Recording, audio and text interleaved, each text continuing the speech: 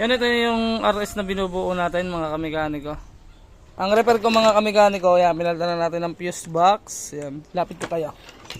Tapos nilagyan natin ng mga tube. Yan.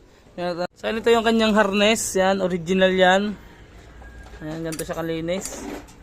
Yan, pababa doon. Tapos nga pala naka full wave na rin mga kamekaniko. Full wave na liwa.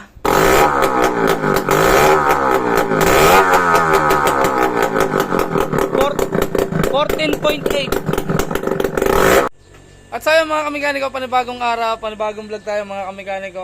Ibablog naman natin ngayon ay yung tungkol dun sa RS100 nga na binubuo natin. Ang gagawin naman natin ngayon ay yung kanyang harness mga kamekaniko. Yun.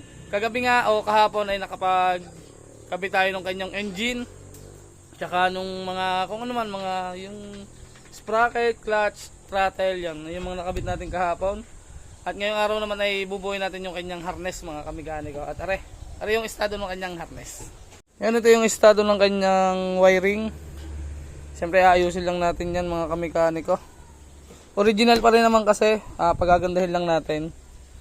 Yan, tapos ipo-full wave na natin yung kanyang wiring kasi naka-full wave na rin yung kanyang stator. Yan. Siyempre yun yung ating ginagawa nandoon sa ating gawaan. Yan. So, ipakita ko muna sa inyo yung pagkakabitan nitong wiring na ito sa mga hindi nakakita ng vlog natin kahapon. Yan, ito yung RS na binubuo natin mga kamekaniko. Yan, dadandahan na natin ang ikot ng ang galaw ng camera para mas makita nyo. Ito yung lalagyan natin ng harness na yon. Kasi ito rin yung unit na yon mga kamekaniko, siyempre. Yan, medyo malabo dito eh. Yung makina natin natapos kahapon, nagana na rin yung clutch niyan. Yung ginamit natin, tsaka yung sprocket nya. Siguro kabit na natin yung chain cover mamaya pag nakabit na natin yung mga wiring. Yan. Yun naman ay bubuoy lang natin tapos kasa natin dito. Yan. Yun nga palang speedometer nya, naghanap lang ako ng medyo maayos. Pero hindi yun yung kanya. Yan. Yan. Alright, ito na yung kakabitan natin ng harness. Tingnan natin itong basahang pangit eh. Yan, sa mga hindi nakakita kahapon o kagabi ng vlog natin, ito yung ito yung ating binubuo na Yamaha RS. Nakakabitan natin ng harness. Yan. Yan, balik tayo doon sa harness mga kamekaniko. At ito nga yung estado ng harness niya. Yan, siguro pagandahin natin o repairin mga kamekaniko. Yan. Tingnan natin kung ano yung magagawa natin dito sa harness na to. Ayun, paano mga kamekaniko, update ko ulit kayo sa ating gagawin ngayon. Lagi naman ganun, update na lang. At pagka nagawa natin, ganito na yung kalalabasan ng harness. Yan, ito na yung harness mga kamekaniko. Na-repair ko na agad, ang bilis, di ba? Yan. Na-repair na natin ng maganda. Yan. Medyo may mga latag natin. Yan. Ang repair ko mga kamekaniko, yan, pinalitan na natin ng fuse box. Yan, lapit ko kayo.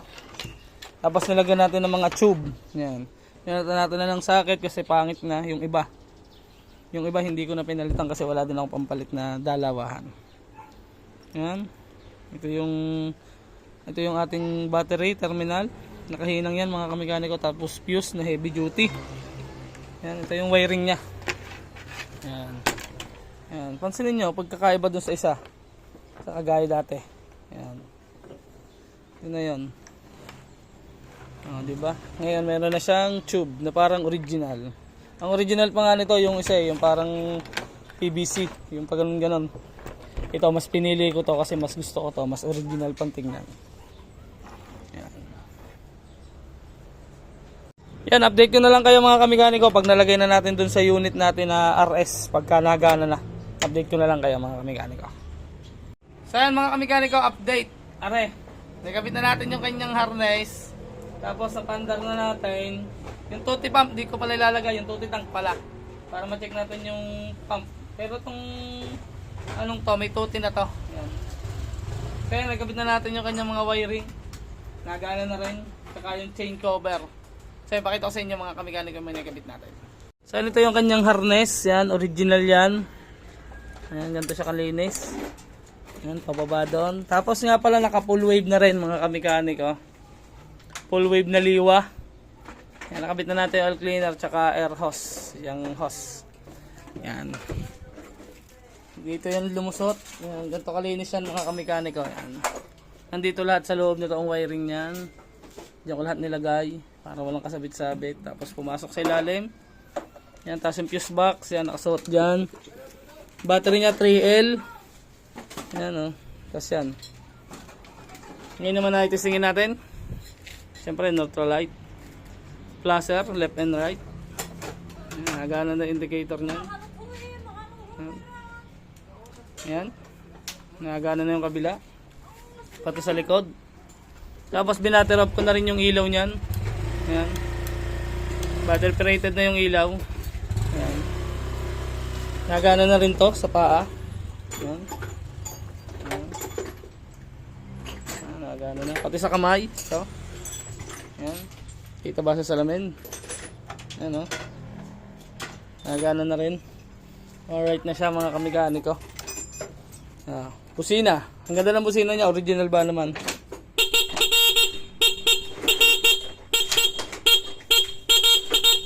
Tapos nakarga na nga siya. Gawa full wave na.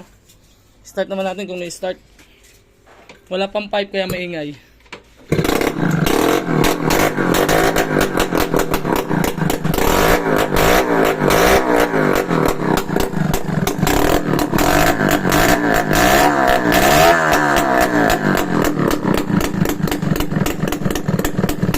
Parang tahimik naman yung makina niya mga kamekaniko.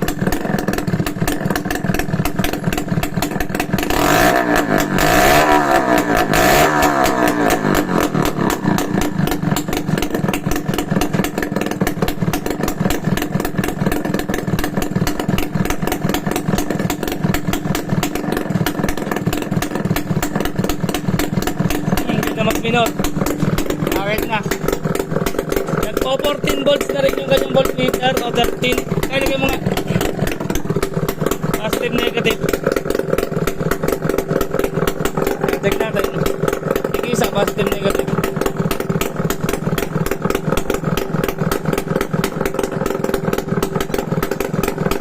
Yan, 12.2. Hawakan mo.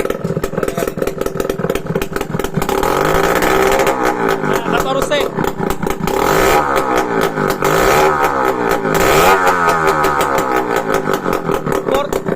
14.8. Alright. Ang lakas siya magkarga mga kamekaniko. Palibasa nga, pinol wave natin. Ayan. Ayos na. Bukas na lang ulit. Siguro bukas matapos-tapos na talaga natin ng tambutso at tangke. Ayan. Ayan. Lalagay na lang yung mga guard doon sa ilalim.